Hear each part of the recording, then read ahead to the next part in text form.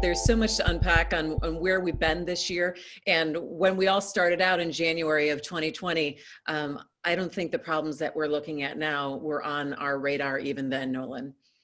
Oh gosh, who could have imagined something like this? Even though we were starting to see what was happening overseas, I don't think anybody believed that it would come to the United States with the ferocity it had, plus the other things that that we went through this year. This certainly wasn't a healthy election season by any measure. And, plus the racial strife that emerged just as the virus was hitting its peak. It was a lot of challenges for the nation. Politics, pandemic, racial disparities, all really exploding. And now they are all intertwined, really, when we talk about how we move forward.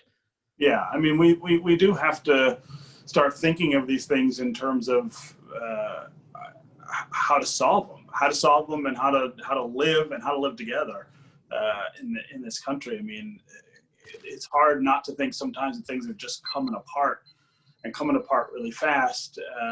And part of it is because of the confluence of all of these things. I think any one of these things, it would be easier to deal with and to get people to have, to see their common interests in dealing with it. But you put all three of them together, and I think it's overwhelming for a lot of people, and it's confusing. What are you seeing specifically that people are confused about how they should react to, or then reacting in a totally different way? Are you talking about racial disparities? Are you talking about people dealing with their kids' education? Are we talking about health? Throw all of that in there, and then add on top of that this incredible political divide that we had before, right? It's not like people were seeing eye to eye before all this happened, but this year, the politics of this year, the reaction to politics of this year, and in particular, the assault on the election results and on Black voters at the end of the year really opened up a chasm that I didn't predict. I knew it would be an election in which people felt strongly, and that if President Trump lost, he wasn't going to take it well. And this put Michigan smack in the middle of this conversation, Nolan. Yeah, I mean, what happened in Michigan has been a little bit absurd.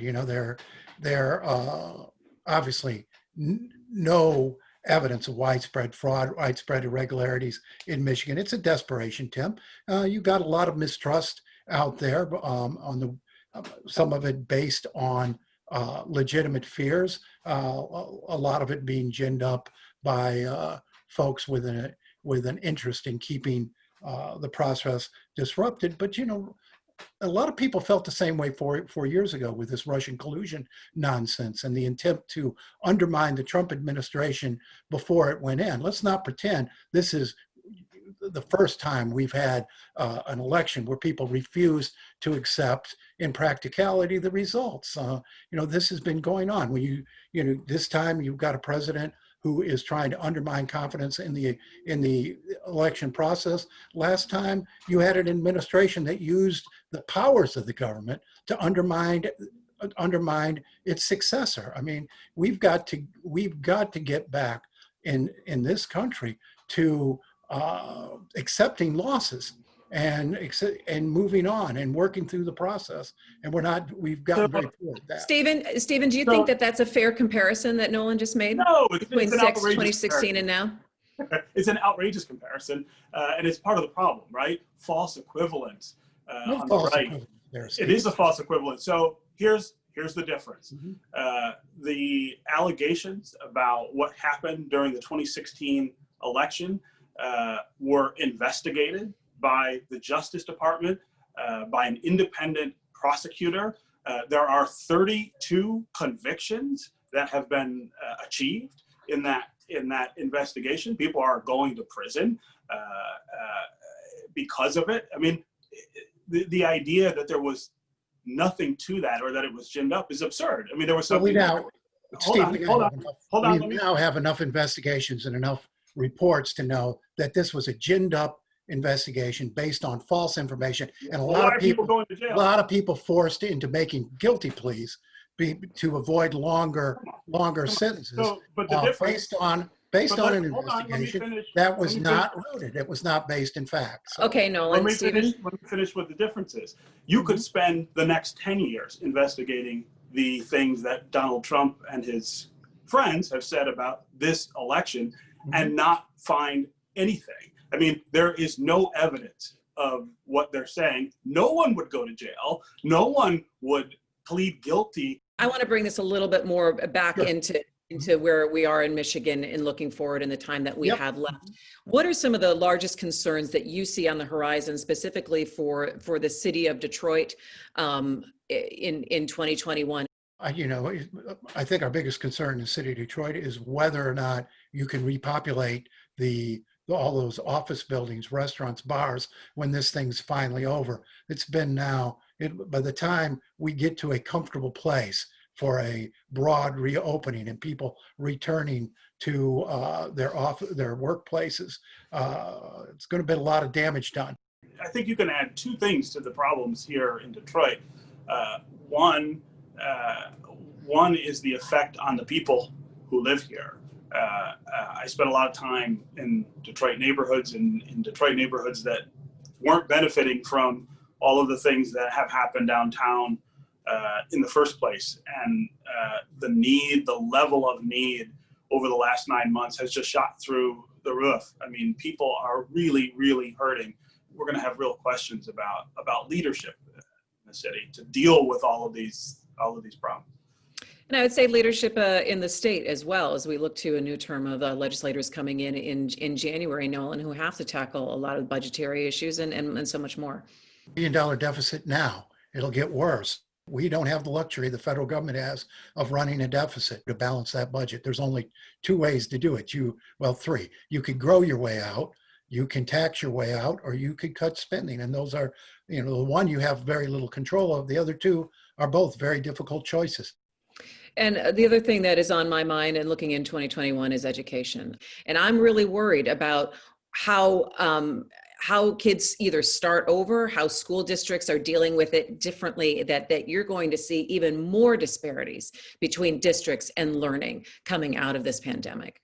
I'd vaccinate teachers first. We got to get these kids back in school. It's not just their learning. You got a lot of depression, a lot of anxiety, particularly among teenagers. These kids are suffering, and I would reserve those first vaccines for school teachers. Yeah, I mean, this was a missed opportunity of the year. We do know how to make schools safe. We do know how to make sure that in-person learning was possible. We did not do the things that we needed to do to make sure that was going to be true in every district. It takes an investment of some resources in some cases. There are real different abilities across districts in terms of what they were capable of. There was not enough planning and organization across districts to make sure that everybody was on the same page and everybody could do the same things. And so we started the semester with a hodgepodge of approaches.